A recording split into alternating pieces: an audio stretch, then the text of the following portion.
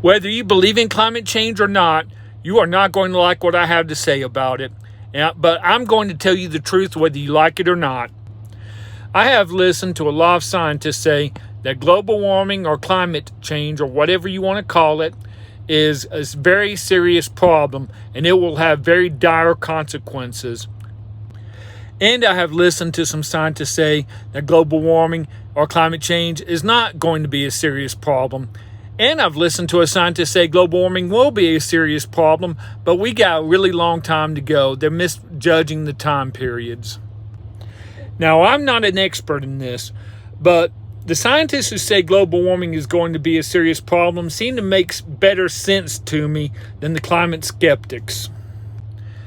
But no matter which side you come down on, we should all want to reduce carbon emissions, if nothing else, just so we can have cleaner air to breathe. I once heard Arnold Schwarzenegger make this argument. Suppose you are forced to go into one of two garages. One of the garages is empty. The other garage has a car in it that's running, and you are not allowed to turn the car off. Which garage would you choose? All the reasonable people would choose the empty garage. That's because we all know that the pollution that we're breathing in will cause us health problems and might kill us if we get too much of it. But for the people who believe that climate change is going to be a serious problem, which includes me, I see a lot of hypocrisy.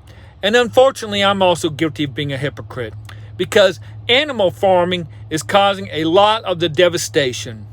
In the movie Cowspiracy, a former cattle rancher named Howard Lyman, I'm looking at my notes, said, "You can't be an environmentalist and eat animal products, period.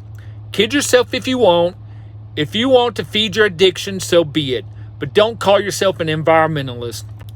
So we can't just expect the government to solve the problem for us. We all need to pitch in, and we need to consume a hell of a lot less animal products, and the government also needs to reduce carbon emissions.